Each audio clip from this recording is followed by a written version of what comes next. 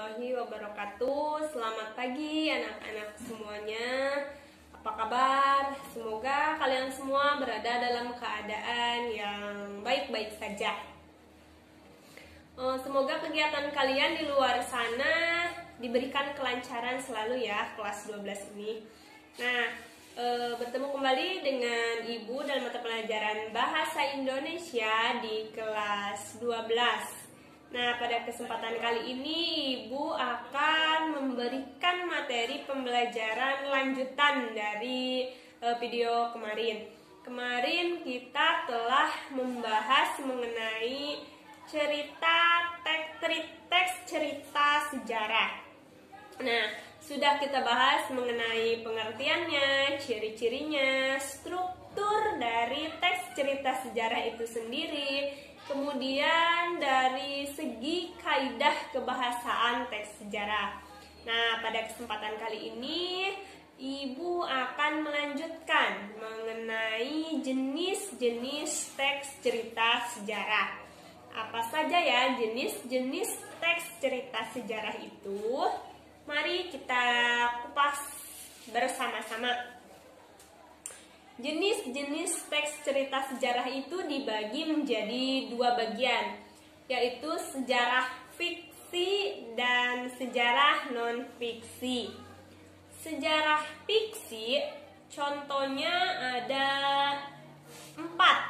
Yang termasuk sejarah fiksi itu ada 4. Yang pertama novel, yang kedua cerpen, yang ketiga legenda, dan yang keempat adalah roman. Sedangkan sejarah non-fiksi yang pertama yaitu biografi, yang kedua autobiografi, yang ketiga cerita perjalanan, dan yang keempat catatan sejarah.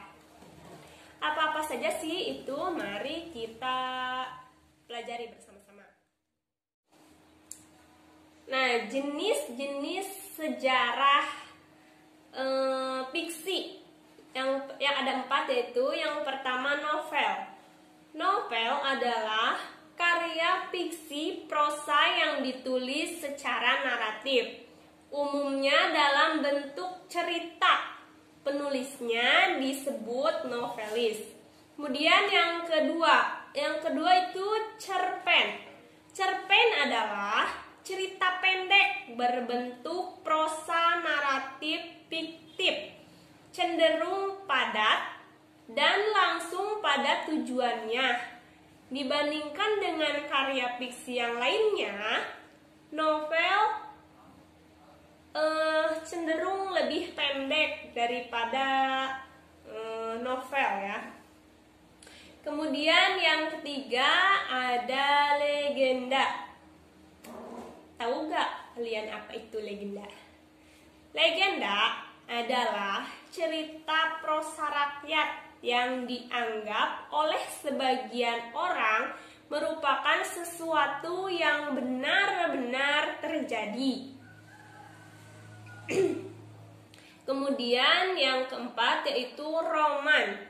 Roman adalah jenis karya sastra berbentuk prosa yang melukiskan perbuatan pelakunya menurut watak dan jiwa masing-masing. Roman bisa juga disebut kisah percintaan. Kemudian ada sejarah non-fiksi. Sejarah non-fiksi itu dibagi menjadi 4 ya. Tadi ada biografi, ada autobiografi, ada catatan perjalanan, kemudian ada catatan sejarah. Yang pertama yaitu biografi. Biografi adalah keterangan kehidupan seseorang yang ditulis oleh orang lain. Sedangkan autobiografi adalah kisah atau keterangan hidup yang ditulis oleh diri sendiri. Kemudian yang ketiga, cerita perjalanan. Cerita perjalanan adalah teks yang menceritakan tentang perjalanan. Kemudian yang terakhir yaitu catatan sejarah adalah teks yang menceritakan fakta atau kejadian masa lalu yang menjadi latar belakang sesuatu yang mempunyai nilai sejarah.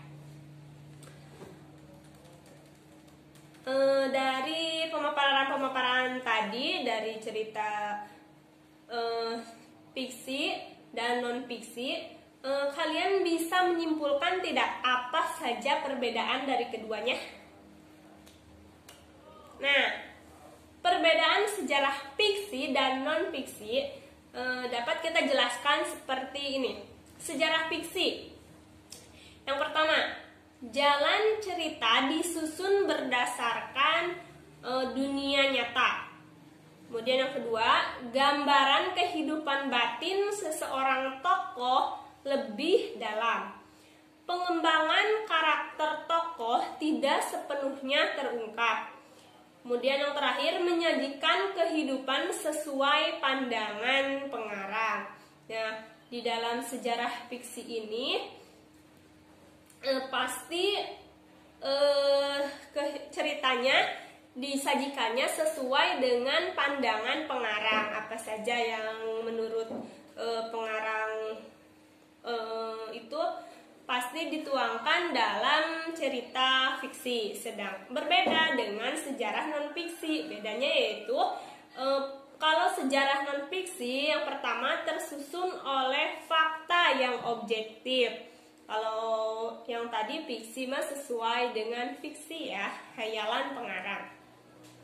Kemudian yang kedua, gambaran hidup tokoh ditulis lengkap berdasarkan fakta. Jadi gambaran hidup tokoh itu secara rinci diurutkan sesuai dengan fakta yang terjadi. Kemudian yang ketiga, yang terakhir, menyajikan kehidupan sesuai data dan fakta. Dari harus benar-benar akurat sesuai data dan fakta yang terjadi di lapangan. Yang terakhir yang akan kita bahas yaitu mengenai fungsi teks cerita sejarah. Apa sih fungsinya teks cerita sejarah itu? Pasti ada teks cerita sejarah itu mempunyai fungsi khusus, mempunyai fungsi tersendiri mengapa ada teks cerita sejarah. Di antaranya fungsinya yaitu fungsi kreatif, fungsi inspiratif, fungsi instruktif, dan yang terakhir fungsi edukatif. Maksudnya dari fungsi rekreatif yaitu memberikan rasa gembira dan senang kepada pembaca. Kemudian fungsi inspiratif memberikan inspirasi, imajinasi, dan kreativitas untuk keberlangsungan hidup berbangsa dan bernegara untuk lebih baik lagi. Yang ketiga yaitu fungsi instruktif sebagai alat bantu untuk pembelajaran. Ya, sebagai alat bantu untuk pembelajaran. Jadi adanya cerita sejarah itu membantu generasi-generasi selanjutnya untuk mengetahui sejarah-sejarah yang dialami.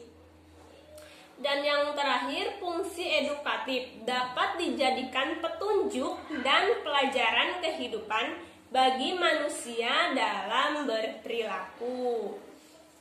Ya, fungsi edukatif itu memberikan pelajaran. Nah, dicukupkan sekian materi yang dapat Ibu sampaikan pada pertemuan kali ini. Semoga kalian semua mengerti, dan apabila kalian ada yang tidak dimengerti, silahkan langsung tanyakan ke Ibu atau bisa komen di bawah ini. Sekian dari Ibu, mudah-mudahan apa yang kita pelajari hari ini selalu memberikan manfaat di kemudian harinya. Wabillahi taufiq wal hidayah. Wassalamualaikum warahmatullahi wabarakatuh.